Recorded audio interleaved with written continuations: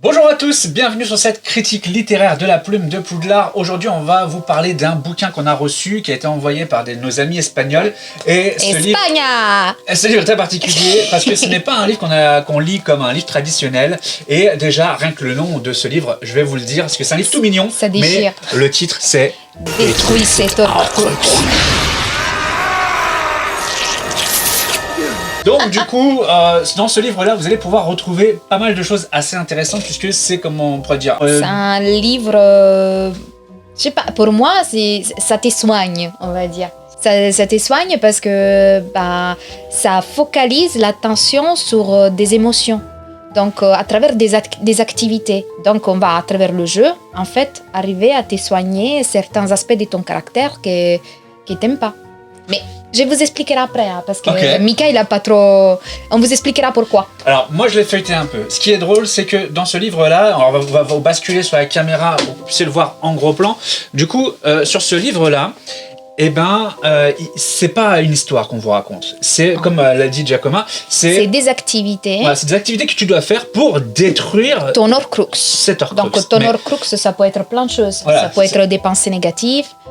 Ça peut être des personnes qui peuvent te donner des émotions positives comme des émotions négatives. Donc là, par rapport aux thématiques Harry Potter, il y a des mélanges de personnages. Donc s'il y a des personnages positifs, en fait, par exemple, il y a des créatures qui sont attachantes et tout. Donc tu fais des activités en thématique des créatures. Et du coup, c'est pour élaborer ta créativité et tes énergies positives. Et après, il y a des personnages aussi qui vont te montrer des activités avec des personnages pas trop gentils. Par exemple, Dolores Ombrage. Il y a aussi la scène, il reporte en manière de jeu la scène de Harry Potter en train d'écrire Je ne dois jamais mentir, par exemple. Et là, il te demande le livre d'appuyer très fort sur la page pour que ta rage, ton angoisse, en fait, il va partir. Donc, en fait, c'est des exercices comme ça qui aident l'enfant ou même l'adulte. Là, ils disent tout le temps accompagne-toi d'un adulte. Mais c'est aussi pour des jeunes enfants, des ados, mais aussi pour certains adultes qui n'arrivent pas à faire émerger, extérioriser leurs émotions. Voilà. Et là, ça t'aide à les faire partir. C'est incroyable. Moi, je l'ai lu et c'était trop mignon. Moi, je ne l'aurais pas appelé Détruis cet Horcrux, mais plutôt Détruis ton Horcrux ou alors ton épouvantail. Cet Horcrux, peut-être, il y a plusieurs Horcrux dedans. Quand on dit cet Horcrux, c'est parce que ça reprend la couverture du livre de Tom Jedusor, le fameux Horcrux détruit par une dent de basilic ici, là. Du coup, voilà, c'est des défis créatifs pour se libérer, pour libérer le sorcier ou la sorcière qui est en toi. Peut-être qu'on va vous lire un petit peu l'introduction, comme ça, peut-être que ça vous mettra dans l'ambiance. Alors, chers sorciers et chères sorcières, si tu as en main cet Horcrux, je te souhaite la bienvenue au monde magique. Et je t'informe que tu dois agir avec perspicacité et conserver ce journal avec la plus grande discrétion possible, tout en protégeant le code international du secret magique. C'est le moment d'agiter ta baguette et de mettre à l'épreuve ta créativité et exprimer tes talents dans ce livre qui est entièrement personnel et interférable. Suite à la destruction de cet objet obscur, tu seras capable de libérer ton anxiété et frustration provoquée par le monde moldu, en suscitant sur lui tes idées les plus originales et ta capacité logique pour ainsi créer ta nouvelle réalité. Au cours du processus de destruction de cet Horcrux, tu devras affronter plusieurs défis et épreuves qui te feront surgir ton intelligence et ta folie. Ose retrousser ta tunique, te salir, imagine et montre tout ton talent sur la magie. Seras-tu capable de le réaliser ? Que démarre l'aventure. Voilà, bon, ça nous met un peu déjà dans l'ambiance. En gros, ça va être justement des défis que va te proposer le bouquin. Alors déjà, tu vas écrire un petit peu ta fiche personnelle. Et ensuite, c'est parti, on commence les premières activités, on verrait. Alors, qu'est-ce qu'on va commencer ? Crée ta baguette magique avec son type de bois, noyau, longueur et flexibilité. Donc en gros, là, sur cet espace-là... Ils te disent d'utiliser ta fantaisie, ou même si peut-être il y a certains sorciers qui ont déjà leur baguette. Oui. Donc ils vont reproduire leur baguette, ou certains ils vont l'inventer. Donc en gros, tu dois utiliser cette page-là pour dessiner ta baguette, la décrire comment elle est, le type de bois, ce qu'il y a à l'intérieur, etc. Ensuite... Ça, j'adore. Ouais. Ça, c'est une des premières choses. Et même en sorcellerie, en ésotérisme, on le fait. Alors ce qui est drôle, c'est qu'à mon avis, ils ont voulu mettre... parce que c'est un livre espagnol à la base, hein, donc il a été traduit en français, et ils ont mis incendie au lieu de incendio. Parce que je pense que incendio en espagnol, ils ont voulu le transformer en français, ils se sont dit, bon, moi ça doit être incendie, mais non, c'est bien incendio. Et là, ce qu'ils te demandent, c'est d'écrire une mauvaise expérience, problème ou frustration, et brûle cette page avec le sort flamboie, pardon. Avec l'aide d'un adulte, bien sûr. Bien sûr. Donc voilà, il y a certaines activités qu'on ne peut pas faire sans l'accompagnement des adultes. Oui. Mais voilà. Mais il y a aussi des adultes qui font ça, hein, juste pour extérioriser leurs émotions. Pourquoi pas? Moi, je me dis...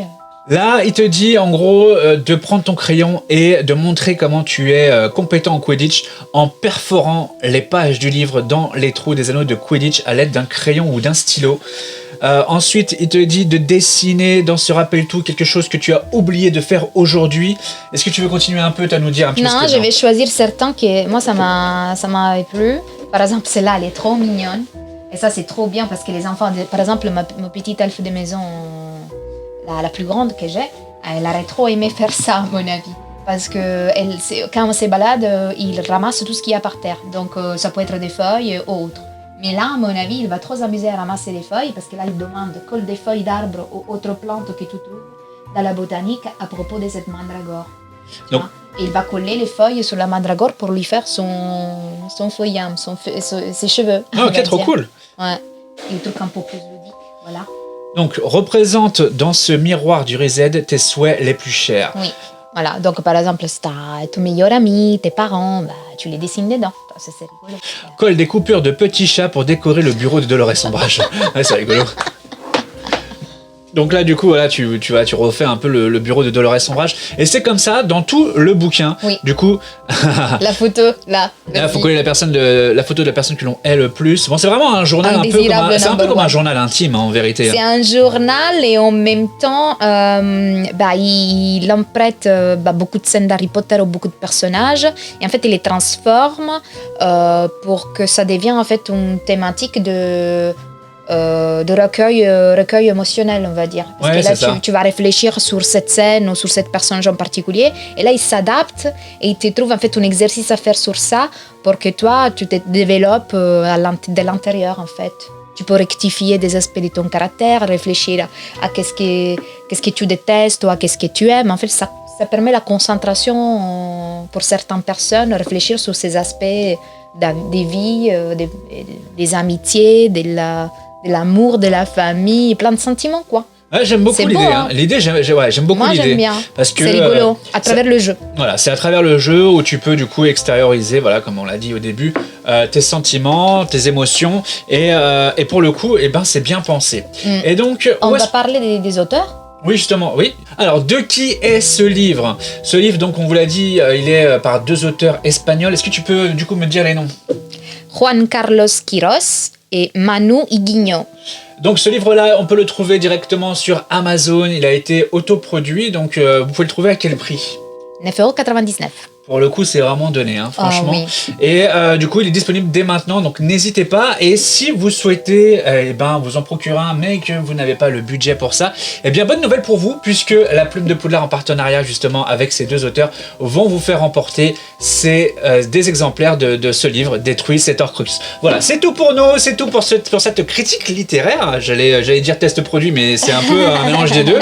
Oui, on a fait un peu les deux. Ouais, on va essayer de le faire, voir un retour d'expérience sur ce concept qui est pour moi assez innovant. On n'a pas l'habitude de voir ce genre de choses. Non. En tout cas, merci de nous l'avoir envoyé, merci d'avoir vu cette vidéo. On vous donne rendez-vous dans la prochaine vidéo critique littéraire de la Plume de Poudlard. Et surtout, en attendant, n'oubliez pas, restez magique.